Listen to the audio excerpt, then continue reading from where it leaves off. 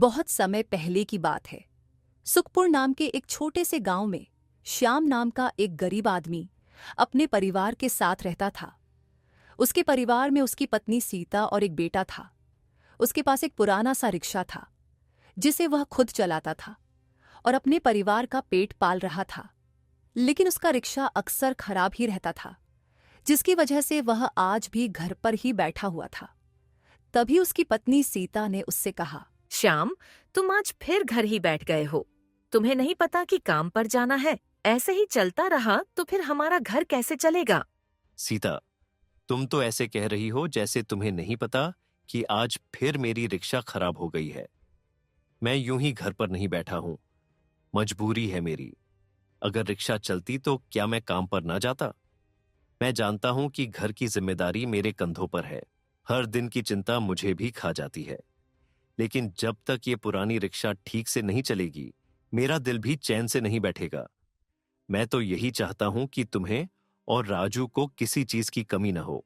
श्याम की बात सुनकर सीता की आंखों में आंसू आ गए और फिर सीता ने श्याम से कहा, श्याम, मुझे भी पता है कि तुम सब कुछ अपना घर चलाने के लिए ही कर रहे हो, लेकिन अगर ऐसे ही तुम्हारा रिक्शा रोजाना खराब होता रहे तो हम भूखे मर जाएंगे। तुम जाओ और अपना रिक्शा मिस्त्री के पास चेक करवाओ और उसे पूरी तरह ठीक करवाओ ताकि तुम अच्छी तरह काम कर सको। ठीक है सीता, मैं अभी चला जाता हूं। फिर श्याम घर से निकल गया और अपने रिक्शा को लेकर मिस्त्री के पास चला गया। वहां जाकर उसने मिस्त्री से कहा, हरिराम चाचा, कितना समय हो गया है आपको ये काम करते हुए, लेकिन अभी तक आपने मेरी रिक्शा को पूरी तरह ठीक नहीं किया। जब भी मैं किसी सवारी को लेकर जाता हूं, अक्सर मेरी रिक्शा रास्ते में ही खराब हो जाती है, जिससे मुझे बहुत नुकसान होता है। आप मेरी रिक्शा को अच्छे से ठीक कर दीजिए ताकि मुझे दोबारा कोई समस्या न हो। बेटा श्याम, मैंने तुझे पहले भी बताया था कि तेरा रिक्शा का मुद्दा बहुत ज्यादा है। इस पर तेरा कुल खर्चा 2000 से 4000 रुपये आएगा। अगर तू कहे तो मैं यह समस्या हल कर देता हूं। नहीं हरिराम चाचा, ये तो बहुत ज्यादा पैसे हैं। मेरे पास तो इतने नहीं हैं। आप ऐसा करो कि पहले की तरह रिक्शा को ठीक कर दो। जितना भी हो सके उतना कर दो। पहले भी मैंने आपसे करवाया था तो 10 से 15 दिन अच्छे से निकल गए थे। तो आप अभी भी पहले की तरह कर दो। जब मेरे पास पैसे होंगे तो मैं ये बड़ा काम भी करवा लूंगा। फिर हरिराम चाचा ने श्याम के रिक्शा को जितना हो सके उतना ठीक कर दिया। फिर श्याम अपने रिक्शा को लेकर रिक्शा स्टैंड पर चला गया। वहां पर एक और रिक्शा खड़ी थी जो उसी गांव के ही एक आदमी की थी।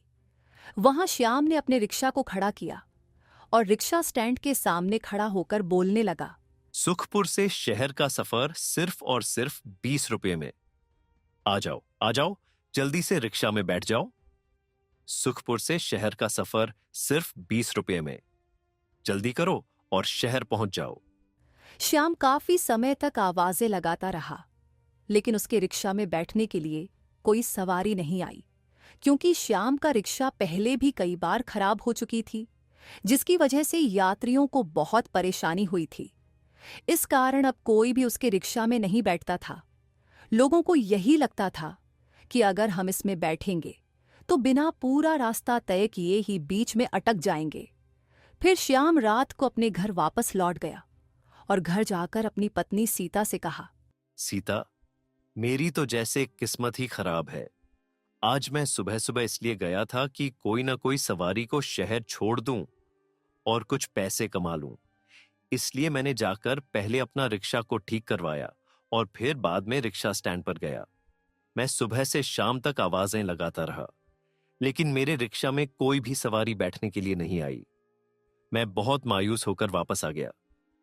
अब तो मुझे लगता है कि भगवान ने भी हमारा साथ छोड़ दिया है। श्याम की बात सुनने के बाद सीता की आंखों में आंसू आ गए। वह रोती हुई बोली, श्याम, पता नहीं हमने पिछले जन्म में कौन से पाप किए थे जो भगवान हमें इसकी सजा दे रहा है। इससे अच्छा तो यही है कि हम मर जाएं। हमें तो अपने बेटे राजू को एक वक्त का खाना खिलाने में भी मुश्किल हो रही है। ऐसी जिंदगी का क्या फायदा। सीता, अब हम कर भी क्या सकते हैं? हमारा बेटा राजू, वो अकेला रह जाएगा हमारे बिना। हमें अब हिम्मत नहीं हारनी है। हमें कुछ न कुछ करके अपने बेटे को पालना है। जब तक मेरे जिस्म में जान है तब तक मैं अपने बेटे के लिए मेहनत करता रहूंगा। श्याम और सीता बातें कर रहे थे। दूसरी तरफ मोहन, जो कि सुखपुर गांव का ही था, उसके पास भी श्याम की तरह एक रिक्शा थी। वह भी अपनी रिक्शा चलाकर पैसे कमा रहा था और अपना घर चला रहा था। जब उसने देखा कि श्याम की रिक्शा में अब कोई सवारी नहीं बैठती, तब उसने अपनी पत्नी कविता से कहा, कविता, मुझे तो लगता है यही मौका है हमारे पास अब ज्यादा पैसे कमाने का। तुम्हें तो पता ही है कि हमारे गांव में सिर्फ मेरे पास एक रिक्शा है और दूसरा श्याम, जिसके पास रिक्शा है। श्याम के रिक्शा पर तो अब कोई नहीं बैठता, क्योंकि उसका रिक्शा अक्सर रास्ते में ही खराब हो जाता है, जिससे अब सारी गांव की सवारियां मेरे रिक्शा में ही बैठती हैं। तो मैं अब अपनी रिक्शा का किराया बढ़ाकर 20 रुपए से 30 रुपए कर देता हूं, जिससे हम पहले से ज्यादा पैसे कमाएंगे। मोहन की बात सुनकर उसकी पत्नी कविता बहुत खुश हुई और बोली, मोहन, ये तो हमारे लिए बहुत खुशी की बात है कि श्याम का रिक्शा खराब हो चुका है। इससे हमें बहुत फायदा होगा। अब हम कुछ ही महीनों में पहले से ज्यादा अमीर हो जाएंगे और इसके साथ हम 2-4 और रिक्शे लेंगे और अपना कारोबार पहले से और बड़ा करेंगे। भगवान करे कि अब श्याम का रिक्शा कभी ठीक न हो। हाँ कविता, तुमने सही कहा। अब मैं कल से ऐसा ही करूंगा। फिर अगली सुबह मोहन अपनी रिक्शा लेकर रिक्शा स्टैंड में चला गया। वहां जाकर उसने आवाजें लगाना शुरू कर दी। सुखपुर गांव से शहर का किराया सिर्फ और सिर्फ 30 रुपए। जल्दी आओ और जल्दी जाओ। सुखपुर गांव से शहर का किराया सिर्फ और सिर्फ 30 रुपए। जल्दी आओ और जल्दी जाओ। मोहन का ये नया किराया सुनकर सभी गांव वाले हैरान हो गए, लेकिन वे भी मजबूर थे, इसलिए वे भी 30 रुपए में जाने के लिए तैयार हो गए। लेकिन उनमें से कुछ लोग ऐसे भी थे जो मोहन की इस बात पर बहुत गुस्सा थे। इसलिए उनमें से एक आदमी ने मोहन से कहा, अरे मोहन, कल तो तुम्हारा किराया सिर्फ 20 रुपए था, आज तुम सीधे 30 रुपए पर चल दिए। ये तो बहुत गलत बात है। तो इसमें कौन सी बुरी बात है? तुम्हें नहीं पता कि अब महंगाई कितनी बढ़ गई है? तो मैंने सिर्फ 10 रुपए बढ़ाए हैं। अगर तुम्हें जाना है तो जाओ, नहीं जाना तो तुम्हारी मर्जी। मुझसे बहस मत करो। मैंने अगर किराया बढ़ाया है तो मैंने सोच समझकर ही बढ़ाया है। मुझे पता है कि अब कितनी महंगाई बढ़ गई है। दूसरी तरफ श्याम भी अपनी रिक्शा लेकर आ गया। उसके रिक्शा में अब 2-4 सवारियां बैठ गई थी, क्योंकि मोहन ने किराया ज्यादा कर लिया था। इसके कारण 2-4 सवारियां श्याम के रिक्शा में भी बैठ गई। ऐसे ही कुछ समय बीत, एक दिन गांव के जमींदार को दूसरे गांव जाने की जरूरत पड़ गई। समय भी काफी हो चुका था। रात के 8 बजे बज चुके थे। वह श्याम के घर आया और जाकर श्याम से कहा, श्याम, जल्दी से बाहर आओ, मैं आया हूं, सेठ धनराज तुम्हारे गांव का। फिर श्याम घर से बाहर आया और उसने सेठ धनराज से कहा, क्या हुआ सेठ जी? अब इतनी रात को क्या करने आए हैं? सब ठीक तो है ना? हाँ श्याम, सब ठीक है। मैं तुम्हारे पास इसलिए आया हूं क्योंकि मुझे इमरजेंसी है। हमारे गांव से 2 गांव दूर खुशहालपुर गांव जाना है। मेरे लिए वहां जाना बहुत जरूरी है। मैं पहले मोहन के पास भी गया था, लेकिन उसने जाने से इनकार कर दिया। इसीलिए अब मैं तुम्हारे पास आया हूं। तुम मुझे वहां पहुंचाओ। मैं तुम्हें उसके 300 से 400 रुपए दूंगा। मेरे लिए जाना बहुत जरूरी है। लेकिन सेठ जी, इस गांव का रास्ता तो जंगल के बीच से होकर जाता है। अब तो समय भी बहुत हो गया है और इस वक्त जंगल में जाना खतरे से खाली नहीं है। वहां तो जंगली जानवर भी हैं जो हम पर हमला कर सकते हैं। मुझे पता है श्याम, इसलिए तो मैं तुम्हें 300 से 400 रुपए दे रहा हूं, वरना वहां जाने का किराया तो सिर्फ 40 से 50 रुपये है। मैं इसलिए तुम्हें ज्यादा पैसे दे रहा हूं कि तुम मुझे अभी वहां छोड़कर आ जाओ और मैं तुम्हें उसी समय पैसे दे दूं। सेठ जी, अब बस थोड़ी देर इंतजार करिए। मैं अपने घर वालों से पूछ लूं। अगर वो मान जाएं तो मैं आपको छोड़ने के लिए चल जाऊंगा। फिर श्याम अपने घर चला गया और जाकर सीता को सारी बात विस्तार से बताई। फिर सीता ने श्याम से कहा, श्याम, तुम सेठ धनराज को खुशहालपुर गांव जाने से रोक दो, क्योंकि अगर तुम चले गए तो तुम्हें कोई नुकसान भी हो सकता है। वहां जंगली जानवर भी रहते हैं और तुम्हारा रिक्शा भी किसी भी समय खराब हो सकता है। अगर जंगल में खराब हो गया तो तुम्हारे लिए बहुत समस्या बन जाएगा। सीता, तुम बिल्कुल ठीक कह रही हो, लेकिन मुझे अब भगवान पर पूरा भरोसा है, क्योंकि भगवान ने मुझे ये मौका दिया है और मैं इन पैसों से अपना रिक्शा पूरी तरह ठीक करवा सकता हूं और घर में जो जरूरी सामान है, खाने पीने का, वो भी ला सकता हूं। तो मुझे ये मौका नहीं छोड़ना चाहिए, मुझे जरूर जाना चाहिए। ठीक है श्याम, अगर तुम्हें ऐसा लगता है तो तुम चले जाओ और जल्दी घर लौट आना। फिर श्याम घर से बाहर गया और सेठ धनराज से कहा, सेठ जी, मैं जाने के लिए तैयार हूं, लेकिन आप मुझे जितने पैसे कह रहे हैं, आप मुझे उतने ही पैसे देंगे। तो फिर श्याम, तुम इस बात की चिंता मत करो। मैंने तुम्हें जितने पैसे कहे हैं मैं उतने ही पैसे दूंगा। फिर श्याम सेठ धनराज को अपने रिक्शा में लेकर जाना शुरू हो गया। जंगल के रास्ते में काफी देर यात्रा करने के बाद श्याम और सेठ धनराज दोनों खुशहालपुर गांव पहुंच गए। फिर श्याम ने सेठ धनराज को वहां उतारा और उससे पैसे लिए। पैसे लेकर वापस जंगल के रास्ते से लौटते हुए थोड़ी ही दूरी तय की थी कि उसके सामने एक बहुत बड़ा घायल और पंख वाला घोड़ा आ गया। उस घोड़े पर गहरे जख्म थे और वह बहुत ही घायल अवस्था में था। उसके पीछे जंगल के खतरनाक जानवर मंडरा रहे थे। ये सब देखकर श्याम बोला, हे भगवान, ये इतना बड़ा पंखों वाला घोड़ा यहाँ कैसे आ गया? आज से पहले मैंने इतना बड़ा घोड़ा कभी नहीं देखा और ये तो बहुत ज्यादा घायल है। मुझे तो ये कोई जादुई घोड़ा लगता है। इसके पीछे तो जंगल के खतरनाक जानवर पड़े हुए हैं। अगर मैं इसे यहीं छोड़कर चला गया तो वो जानवर इसे जान से मार देंगे। मुझे इसकी मदद करनी चाहिए। फिर श्याम ने उस जादुई घोड़े को अपने रिक्शा के ऊपर रखा और उसे अपने घर ले आया और अपनी पत्नी से कहा, सीता, ये देखो, ये जादुई घोड़ा मुझे रास्ते में आते हुए मिला था। इसके पीछे जंगली जानवर पड़े हुए थे, जिससे ये बहुत घायल हो गया है। तुम इसकी मरहम पट्टी कर दो और इसके घावों पर दवा लगा दो, ताकि ये जल्दी से जल्दी ठीक हो सके। ठीक है श्याम, मैं इस जादुई घोड़े की मरहम पट्टी कर देती हूँ। अच्छा सीता, ये पैसे लो। मुझे सेठ धनराज ने पैसे दे दिए थे, तुम इन्हें रख लो। फिर मैं सुबह हरिराम चाचा के पास जाऊंगा और अपना रिक्शा को पूरी तरह ठीक करवा लूंगा। फिर श्याम ने वह पैसे सीता को दे दिए। उसके बाद सीता ने जादुई घोड़े की मरहम पट्टी कर दी। अगली सुबह श्याम अपने रिक्शा को मिस्त्री के पास लेकर गया और उससे कहा, हरिराम चाचा, मेरा रिक्शा को अच्छे से देख लो। इस बार मुझे इसे पूरी तरह ठीक कराना है, ताकि ये रास्ते में कभी भी खराब न हो। श्याम, मैं तुम्हारा रिक्शा तो ठीक कर दूंगा, लेकिन मैंने तुम्हें जो पैसों के बारे में बताया था कि तुम्हारे रिक्शा पर इतना खर्च आएगा, उसका इंतजाम हो गया है या अभी नहीं? हरिराम चाचा, आपने जितने पैसों का इंतजाम करने के लिए मुझे कहा था, वो मैंने कर लिया है। मैं आपको अभी दे देता हूं और आप मुझे बताइए कि कब तक मेरा रिक्शा ठीक हो जाएगा, ताकि मैं वापस आकर आपसे ले जाऊं। श्याम, तुम चिंता मत करो। अब जबकि पैसे पूरे हो गए हैं तो मैं तुम्हारा रिक्शा अच्छे से ठीक कर दूंगा। तुम्हारा रिक्शा 2 दिन में बिल्कुल नई जैसी बन जाएगी। फिर श्याम ने हरिराम चाचा को पैसे दे दिए और वहां से वापस अपने घर चला गया। ऐसे ही 2-3 दिन के बाद श्याम हरिराम चाचा के पास आया अपने रिक्शा लेने के लिए और फिर उनसे बात की। अपने रिक्शा लेकर श्याम घर वापस आया और अपनी पत्नी सीता से कहा, सीता, मैंने अपना रिक्शा अब पूरी तरह ठीक करवा लिया है। मैं अब रिक्शा स्टैंड पर जा रहा हूं और शाम को ही घर लौट आऊंगा। फिर श्याम अपनी पत्नी सीता को बताने के बाद रिक्शा स्टैंड पर चला गया। वहां जाकर उसने आवाजें लगाना शुरू कर दी। आओ भाइयों, आओ भाइयों, सुखपुर से शहर का किराया सिर्फ और सिर्फ 20 रुपये। आरामदायक सफर सीधा शहर तक, कोई परेशानी नहीं। अगर रिक्शा बीच में खराब हो जाए तो सारा किराया वापस। जल्दी से आओ। सुखपुर से शहर का किराया सिर्फ और सिर्फ 20 रुपये।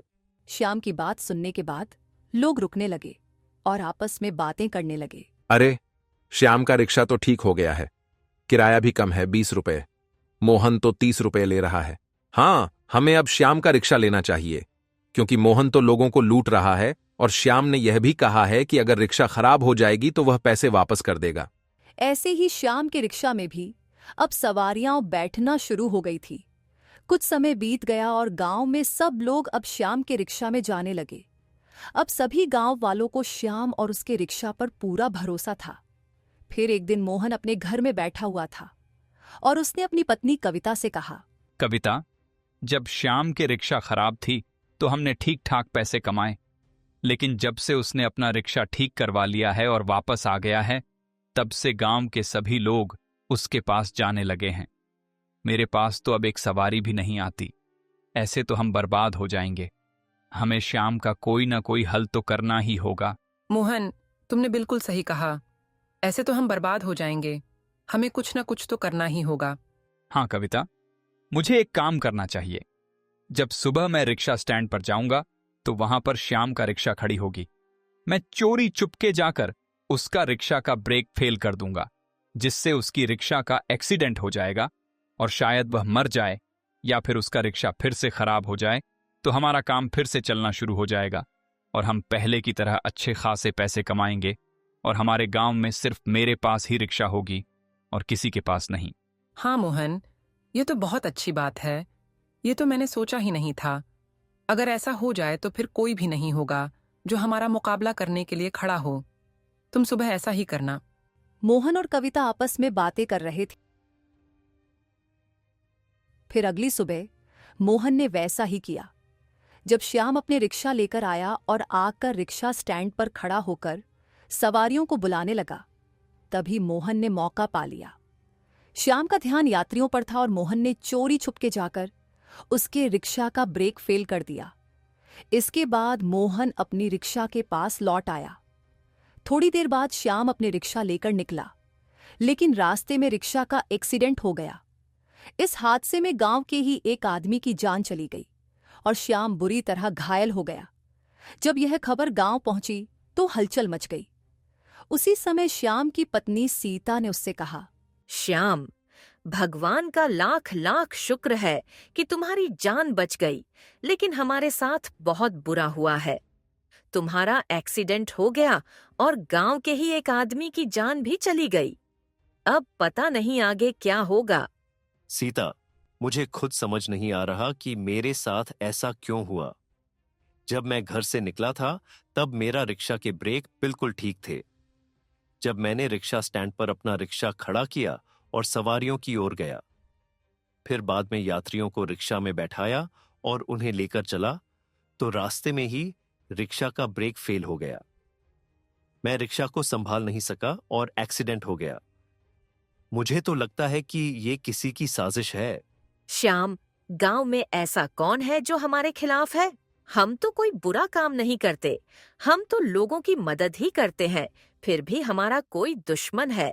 सीता, भगवान ही जाने कौन ऐसा था जिसने मेरा रिक्शा का ब्रेक फेल कर दिया। सीता और श्याम आपस में बातें कर रहे थे। दूसरी तरफ जब गांव के पुलिस स्टेशन में यह खबर पहुंची कि श्याम के रिक्शा से गांव के ही एक आदमी की मौत हो गई है, तो पुलिस वाला श्याम के घर पहुंच गया और उसने आकर श्याम से कहा, श्याम, तुम्हारे रिक्शा से गांव के ही एक आदमी की मौत हो गई है, लेकिन मैं तुम्हें गिरफ्तार नहीं करूंगा, क्योंकि तुम भी बहुत जख्मी हो और तुमने जानबूझकर एक्सीडेंट नहीं किया। लेकिन अब मैं तुम्हारा रिक्शा अपने पास ले जाऊंगा और इसे तुम्हें फिर वापस नहीं करूंगा। यह हमारी कस्टडी में ही रहेगी। सर, आप ऐसा न करिए।